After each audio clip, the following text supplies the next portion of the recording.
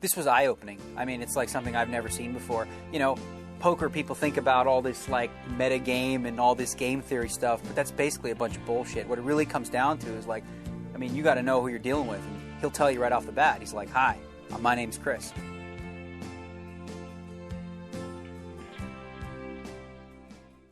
It's funny, isn't it? Life. Just when you think you've got it all worked out, God moves the goalposts. Before long, you're standing there with the ball in the back of your net thinking, is he allowed to do that?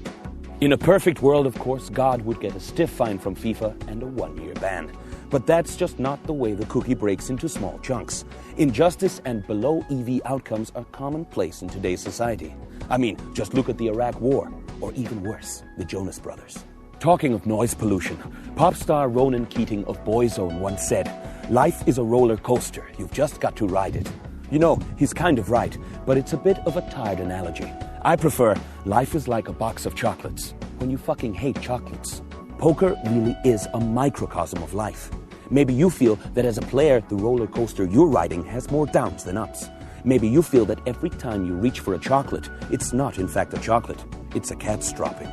Don't worry, my new friends of substandard poker ability. Millions upon millions of poker players the earth over have shared this same feeling. It's a feeling or state that I call being a loser. And you'll find it in my list of states, in my State the Obvious section. Working through this is an essential exercise in understanding and accepting where you are as a poker player and as a poker person at this stage in time. So, let's jump right into this and let us all state the obvious.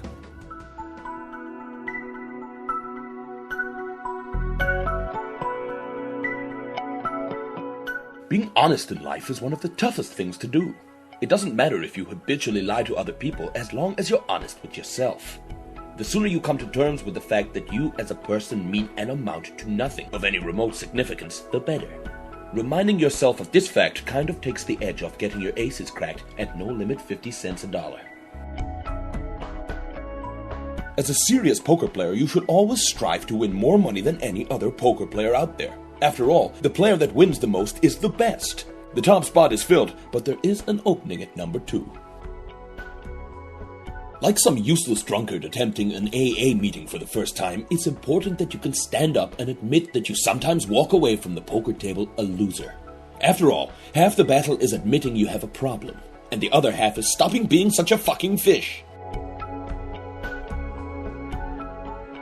No Limit Poker is a game of set parameters. At any one time, there are only so many actions you can take against so many players, and in return, there are only so many actions that they can take against you. There is also a fixed 52 cards in the deck, and on each betting round, everybody can bet everything they have in front of them. Now, when you spell it out like that, if you don't know what the correct play is every single time, you're a bit retarded now, aren't you? Embracing these words and making them part of your everyday language at this point in your education is key. Instead of saying, "Hi, how are you?" start to say your new phrase. People will admire your honesty, assume you have learning difficulties, and then leave you alone. The joke is on them though, because you're not learning disabled at all. Well, you might be a bit. Statistically, some of you will be dyslexic or have a lazy eye. Hello, my name is Chris Olaafson, and I'm about to save your life. I know, it's a bit of a big statement that, isn't it? And it's not entirely true.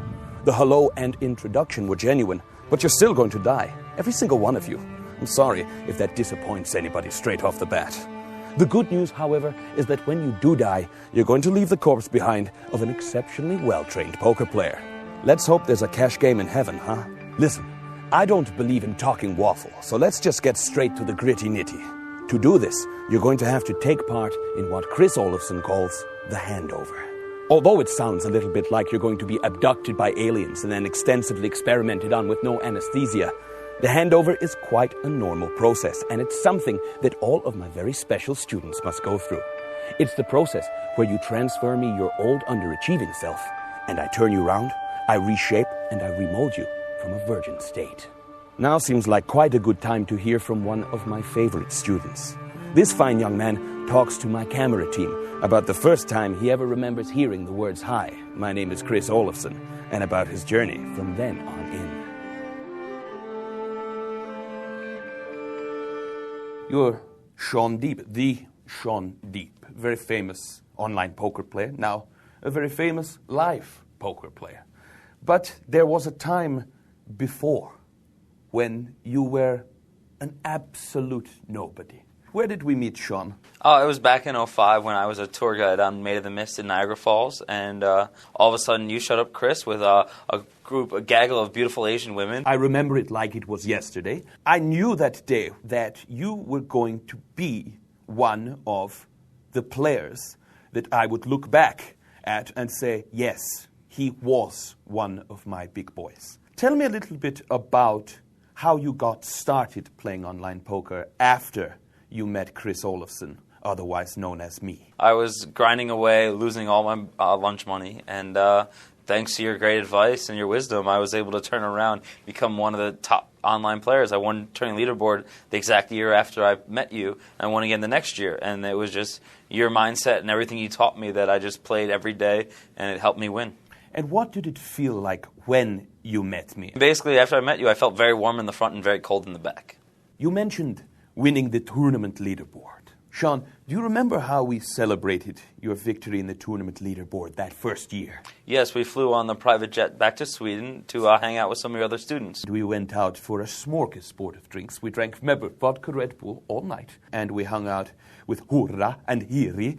And we partied. And we really got to know each other in a social capacity there, Sean.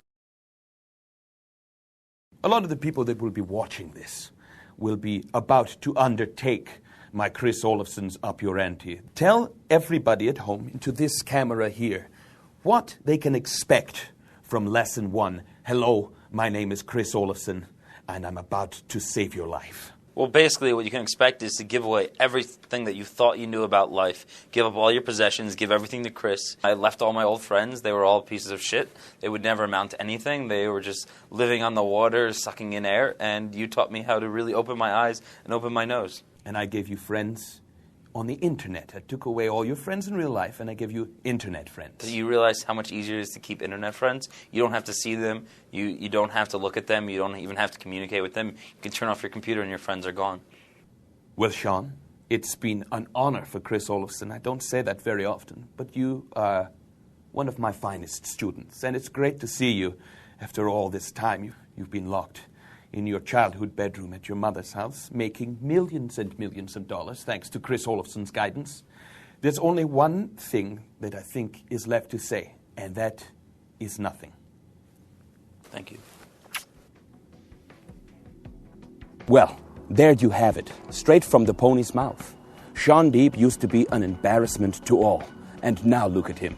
What a beautiful, upstanding, and wealthy young man. His father, Freddie, also a well-known professional poker player, can be very proud. Now it's your time to make your father proud. It's now your time to cut away the deadwood and clear space for a new sapling to grow.